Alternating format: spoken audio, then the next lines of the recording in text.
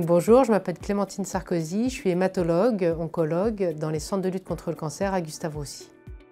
Qu'est-ce qu'un lymphome?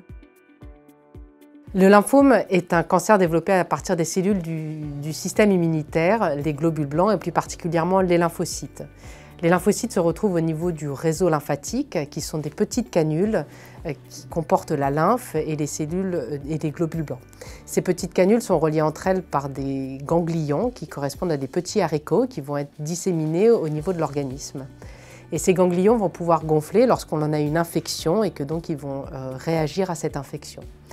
Lorsqu'on en a un lymphome, les lymphocytes se multiplient de manière complètement désordonnée et ne vont pas arrêter de proliférer et vont avoir une survie qui va être prolongée par rapport aux lymphocytes normaux. Il y a deux types principaux de lymphomes qui sont les lymphomes de Hodgkin, qui sont prépondérants au niveau des adolescents ou des adultes jeunes et qui ont été les premiers à avoir été décrits. Il y a les lymphomes non-hodgkiniens qui correspondent aux principaux types de lymphomes et qui sont principalement retrouvés chez les sujets de 50 à 60 ans. Donc, le lymphome correspond au 5e cancer par ordre de fréquence en France, avec 20 000 cas qui sont diagnostiqués chaque année, ou 6% de tous les cancers qui vont être diagnostiqués chaque année. Comment est-il pris en charge? Alors, votre lymphome va être pris en charge après diagnostic par une biopsie ganglionnaire et donc une lecture par un anatomopathologiste. Nous allons nous réunir entre médecins dans des réunions qui s'appellent des réunions de concertation pluridisciplinaire avec un hématologue qui sera votre médecin référent, mais également un radiologue, un nucléariste, un biologiste, un radiothérapeute. Et ce collège de médecins vont prendre la décision pour votre traitement. À l'issue de cette RCP, on pourra définir un plan personnalisé de soins qui vous sera présenté lors d'une consultation dédiée.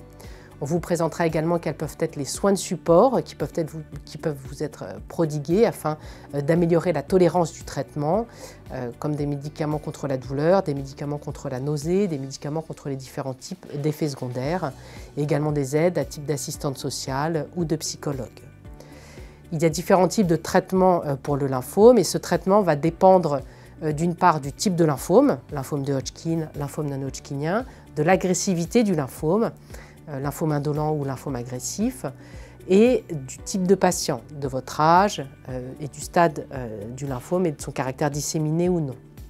Ainsi, certains types de lymphomes indolents peuvent être pris en charge par une surveillance au diagnostic si jamais ils ne sont absolument pas symptomatiques. En revanche, les lymphomes agressifs, eux, nécessitent un traitement qu'on appelle systémique, à savoir par voie veineuse, afin de toucher toutes les cellules de l'organisme lorsqu'ils sont diagnostiqués.